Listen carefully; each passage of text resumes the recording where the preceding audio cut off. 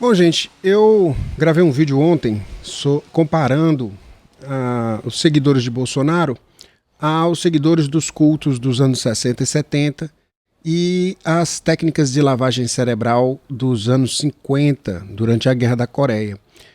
Esse saber sobre controle da mente, hipnose, lavagem cerebral vem se desenvolvendo rapidamente desde os anos 50 até os dias de hoje. Técnicas de influência hoje em dia vendem livros em tudo quanto é lugar. Se você der uma busca por Dark Psychology, você vai ver um monte de livros aí sobre influência, sobre como influenciar melhor as pessoas e por aí vai. Né? As informações que permitem a uma pessoa formar um culto em torno de si estão disponíveis livremente na internet.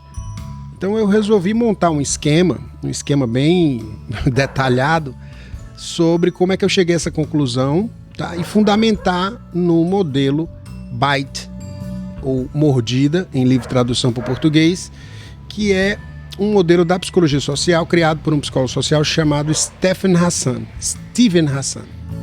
né? Que eu vou mostrar o livro dele daqui a pouco. Né? Eu tenho aqui comigo uma bibliografia que eu vou usar para falar sobre o assunto esses livros. How Emotions Are Made, da Lisa Feldman Barrett, a respeito da forma como as emoções são construídas e de que maneira o ambiente interfere na categorização da emoção, né, e que gera toda essa noção, essa necessidade e a noção de pertencimento e a construção de significado. Tá? Esse livro escrito pelo Steven Hassan, chamado The Cult of Trump, que é um livro excepcional que eu recomendo que vocês comprem, tem na Amazon para Kindle. E se você tirar as informações bibliográficas do Trump, biográficas, né, que ele faz uma biografia do Trump, e colocar as informações biográficas do Bolsonaro, pouca coisa não se aplica, porque o Bolsonaro é praticamente uma réplica mal desenhada do Trump. Eles tiveram inclusive o mesmo coach de líder de culto, que é o Steve Bannon, né? Aquele cara que foi assessor do Trump, depois ele brigou com ele e tudo mais, como costumam fazer líderes de culto, né? Porque são competidores no fim das contas. Esse livro é um clássico já dos anos 80, Combating Cult Mind Control. Ele foi atualizado em, acho que 2015, tá? É um livro que fala o básico sobre o modelo BITE, tá? Conta um pouco a história do Steven Hassan, que ele foi membro de um culto nos anos 70, os Moonies, seguidores do Sun, não sei o que, Moon, um coreano que se dizia cristão e dizia que era a segunda vinda do Messias. Ele se considerava Jesus Cristo, muita gente acreditou nele, e pessoas, como eu disse ontem no meu vídeo lá no IGTV, pessoas que eram parte desse culto. Esse culto se fragmentou e hoje ele controla empresas, ele controla grupos de coaching, né, e PNL, várias técnicas de controle da mente, tá? Influência indevida, como se diz, né? E esse é o clássico também, né? Que eu tenho esses livros são livros que eu li há um certo tempo e eles me ajudam a entender o fenômeno Bolsonaro dessa maneira. Porque uma pergunta que a gente faz frequentemente é como é que tem gente que é informado, que é inteligente, que fez faculdade, né, que entende mais ou menos os processos, que entende um pouco de ciência e que cai na esparrela do Bolsonaro. A pergunta realmente é essa. Porque que o Bolsonaro é um charlatão, eu não vou nem colocar em questão, porque quem está assistindo esse vídeo sabe disso, não precisa eu falar disso, tá? Dito isso, vamos ver algumas concepções equivocadas sobre cultos e seitas, tá? Às vezes a gente pensa que apenas uma pessoa ignorante ou desinformada pode ser vítima de lavagem cerebral, né? O Steven Hassan fala isso dele mesmo. Ele é um psicólogo social, um cara que tem uma boa oratória, escreve bem, autor de vários livros, era um poeta na época, né, que ele foi abduzido lá pelos Moonies, né? estava passando por um momento de fragilidade. Todos nós passamos por momentos de fragilidade, de perda de autoconfiança, né? Sensações de inadequação, né? Sensação de não pertencer a grupo nenhum. São coisas que são tão humanas quanto a nossa natureza gregária. E são inclusive função dessa natureza gregária, a necessidade de pertencer a um grupo social. Tá? Momentos desses acontecem com todo mundo, mesmo pessoas que são mais informadas, menos ignorantes, pessoas que têm acesso a informações, tá? O que leva à conclusão de que nem todos os bolsonaristas são ignorantes e desinformados, tá? A gente tem pessoas, médicos, advogados, engenheiros, pessoas ligadas em ciência que não só caíram na ideia equivocada de votar nele, como o defendem até hoje mesmo, com estampado em vários meios de divulgação, na mídia de forma geral, né? Comentaristas, repórteres, artistas, cientistas, gente de todos os campos dizendo que esse cara é uma roubada, né? Que é um sujeito obscurantista, negacionista, né? Um sujeito que despreza a ciência, e mesmo assim as pessoas o defendem, né? Então não é mais uma concepção equivocada. A outra é que nós somos racionais. Isso aí é um mantra, né? Um mantra que vem da nossa própria formação cristã. E a diferença entre os humanos e os animais são que nós somos racionais e os animais são irracionais. Isso aí é uma falácia. Os seres humanos não são seres racionais. Nós somos seres racionalizadores e nós somos capazes de usar o pensamento como ferramenta. Mas isso não nos é dado, não é uma característica intrinsecamente humana. Muitos dos processos que a gente considera pensamento ocorrem em outros animais, tá? Como primatas superiores, próximos filogeneticamente da gente. Tá? Para quem não sabe, a gente divide 95% do nosso código genético com os chimpanzés. E quem não sabe disso ou não acredita nisso, está negando um fato. Não é uma coisa discutível isso mais, tá? Em termos científicos, ok? E a outra é que os seres humanos têm livre-arbítrio. Nós somos capazes de tomar decisões, em condições circunstanciais, mas em termos mais gerais, mais amplos, nós somos escravos dessas condições, que nos fazem tomar determinadas decisões. Para vocês terem uma ideia, é possível prever computadorizadamente, tá, com eletrodos na cabeça, uma escolha simples, milésimos de segundo antes da pessoa tomar consciência daquela escolha. Ou seja, você faz essas escolhas a nível inconsciente, automático, dependente de diversas variáveis internas do seu organismo e externas do seu ambiente, e depois você arruma uma razão para você ter tomado essa decisão. Então é assim que funciona a nossa existência.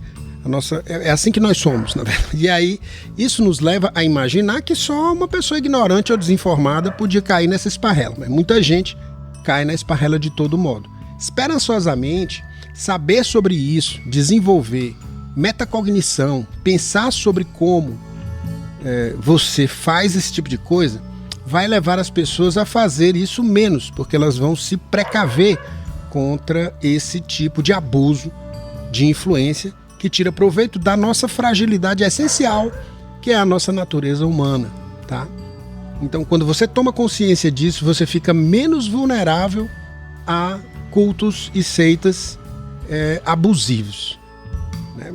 Outra coisa, cultos e seitas não necessariamente, eu esqueci de pôr aí, mas preciso falar, são abusivos. Existem cultos e seitas que são benéficos, tá? De certa maneira, todo grupo humano tem alguma característica dessas que a gente vai mostrar aqui, tá? Não necessariamente precisa ter todas as características para ser um culto abusivo. Basta ter algumas. Mas algumas delas vocês vão ver que uma igreja tem isso, tá? O exército tem isso, a polícia militar tem isso, e formalmente não são cultos. Mas a gente vai ver também que cultos não são só religiosos, tá? Você pode ter seitas focadas no mercado, tá? Você pode ter seitas focadas em desenvolvimento pessoal, seitas focadas em uma determinada filosofia terapêutica, certo? Seitas focadas em tudo que reúne pessoas pode se tornar um culto abusivo, desde que você tenha uma pessoa que comece a exercer um controle indevido sobre as outras pessoas. Normalmente essas são as que a gente costuma chamar de psicopatas. São pessoas que têm um certo carisma, uma certa liderança, e elas de certa maneira protagonizam um sentimento que não foi, às vezes nem foi elaborado no seu grupo. E aí essas pessoas terminam sendo porta-vozes disso, tá? E com isso elas lideram, e o poder ele vai transformando aquelas pessoas e elas vão se tornando abusivas com o tempo, tá? Então isso encerra nossas concepções equivocadas. Nossos pressupostos para entender isso, tá? Isso vem daquele livro da Lisa Feldman Barrett, How Emotions Are Made. Interinfluência é a base da formação das sociedades. Ok? Então, não adianta você dizer, eu não sou facilmente influenciável. Você é influenciável por quem você ama. Tá? A sua atenção é um recurso extremamente precioso, porque onde você põe a sua atenção, vai estar o próximo você. Porque você vai estar sempre em mudança, em modificação. Embora de uma maneira muito lenta, de modo que você percebe, você tem um senso de regularidade do seu self. Tá? Então você diz, eu não sabia que o Brasil tinha tanto fascista. Né? O Ciro Gomes disse, não, o Brasil não tem 30% de fascistas, mas todo o país tem pelo menos 15% de idiotas. Eu acho que no Brasil é mais do que isso. Mas o que a gente chama de idiota tem muito a ver com as pessoas que são vulneráveis a certos tipos de influência. Né? E aqui nós vamos entender como essa influência acontece. Tá? O segundo, eu esqueci de colocar o livro lá, mas essa noção foi tirada do livro Sapiens, do Yuval Noah Harari, tá? Que são as etapas da revolução cognitiva. A linguagem ela serve para designar, inicialmente, e através da designação você consegue juntar 50 pessoas. Designação seria eu dizer o que é um leão, o que é um rio, o que é uma árvore. Então, lá perto de um rio, lá perto do rio tem um leão, portanto suba na árvore. Essa é uma frase que você escuta num grupo de macacos. Tá? Os macacos, muitos macacos, vivem em bando e têm uma linguagem designativa. O que eles não são capazes de fazer é isso aqui. Fofocar. Que é a segunda etapa, que reúne, que controla uma pequena aldeia de 150 indivíduos. Isso aí é tipicamente humano. Contar histórias sobre quem é mais importante, quem é menos importante, quem é mais corajoso, quem é pusilânime, né? O sujeito que trai, quem está comendo quem. Toda essa história controla o comportamento das pessoas porque elas não querem ser mal vistas. Tá? E isso já denota um terreno da linguagem que é mais tipicamente humano. Tá? Mas quando explode a capacidade de controle, é quando a gente mitologiza. Tá? Não é à toa que se chama de mito. Né? No começo da campanha, o Bolsonaro deu uma declaração dizendo que mito vinha de palmito, parmito, como ele dizia, do interior de São Paulo, porque ele era branco e o povo chamava ele de palmito. Mas é como os lacanianos gostam de dizer, um deslizamento de significante. Mito é algo que pode ter alguns elementos factuais, mas ele tem sempre alguns elementos fantásticos agregados a ele e mentirosos que dão a ele aquela aura meio arquetípica. Douram a pílula e a pessoa passa a aceitar incondicionalmente aquela circunstância. E isso permite um controle ilimitado de pessoas. Basta que elas falem a mesma língua para poder entenderem factoides e todas as ramificações da estruturação linguística do mito, para poder elas caírem sob esse controle aí. Então, só pelo fato de você falar, você está sujeito à influência, beleza?